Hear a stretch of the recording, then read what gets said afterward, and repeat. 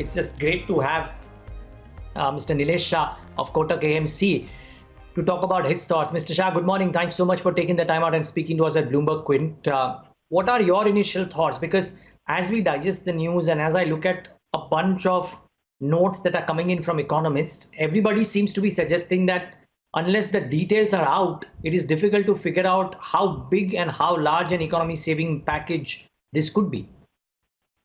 Obviously, Neeraj, the size is definitely above market expectation, but clearly quality of spending, out-of-box thinking on financing the deficit or the stimulus, and most importantly, flawless execution on ground will be watched by the market.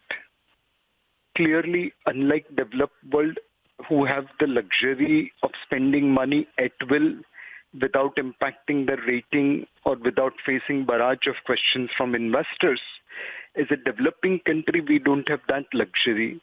So we have to optimize every rupee of spending, and which is where quality of spending, designing funding of the stimulus, and flawless execution is equally critical.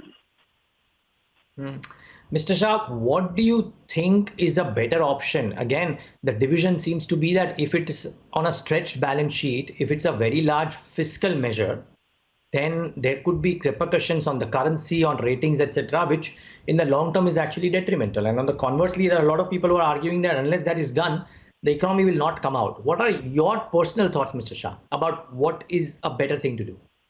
So there are some options which we have to consider. For example, on the trade side, we have lopsided account with China. Our trade deficit runs at about $60 billion with them. There are many items which we have to import. But if we can adopt Swadeshi and replace made in China goods by made in India goods, we can probably take out $20-30 billion from trade deficit with China. Gold import is our nemesis. On an average, $30-35 billion has been spent over last decade every year. If we can monetize existing gold reserves, existing gold owned by Indians in the country, to that extent we can save that bleeding, and that's substantial saving which goes out. Third, if we look at coal, despite having third or fourth highest reserves in the gold, depending upon whose third or fourth highest reserve in the world, depending upon whose estimate you take, we are still spending $21 billion on import of coal. By encouraging domestic mining, that spending can also be saved. Electronic imports at one point of time were likely to exceed oil imports. They were increasing at that pace.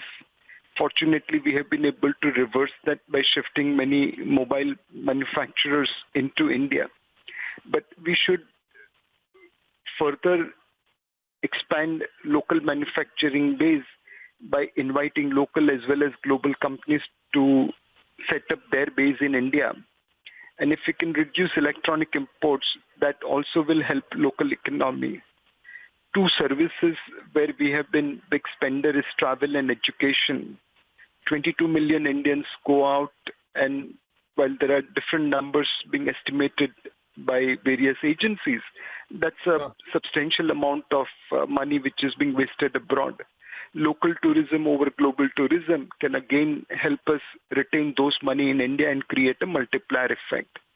So by focusing on the trade side with China, on gold import, coal import, travel spending, education spending, and electronic imports, we can make it better. We can retain money in India to improve our economy.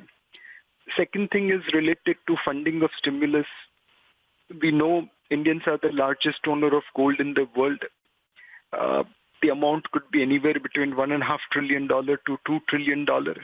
Unfortunately, most of it is in unaccounted format.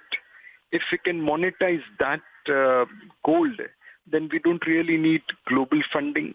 It doesn't increase India's debt. We are using our debt assets for productive purpose. And that combination will be appreciated by investors as well as rating agencies. And without resorting to excessive borrowing, we will be able to fund the stimulus. So you reckon that you would be happy if there are some innovative financing measures, but it's a larger fiscal powered stimulus announcement as well? Because as I mean, you would be a better judge here, but I mean, the numbers keep on varying. A bunch of economists saying that it could largely be a monetary driven thing because 20 lakh crores is all inclusive. We'll have to wait for the details, and different people have different opinion, undoubtedly. All I'm saying is that we have to adopt unconventional thinking in terms of spending, because unlike Western world, we don't have luxury of throwing money. Got it. For them, quantum is not a limitation. For us, we have to optimize every rupee of spending. Second, we have to fund it through innovative means. For example, monetizing gold could be one way to fund the stimulus without resorting to too much of fiscal borrowing or too much of foreign borrowing. So we have to optimize our resources, and for that, all unconventional as well as conventional means should be adopted. Got it. Mr. Shah, one final question. Tactically, do you reckon, the markets are showing that bit of an uptick on open today, but tactically, do you reckon that this stimulus plus the world economy is opening up would mean that the markets possibly could head higher over the near term as opposed to head lower? Is it possible to even kind of predict that? Neeraj, this is a perfect storm where medical crisis, economic crisis, and financial crisis is looming together. And unless until we have medical solution, it will be difficult to figure out how economy and markets can bottom out. Now, obviously, we have to live with the virus. We have to open our economy, and markets will be watching evolving scenario to take a call whether economy and virus both can coexist, or whether we need a medical solution for economy to return to normalcy.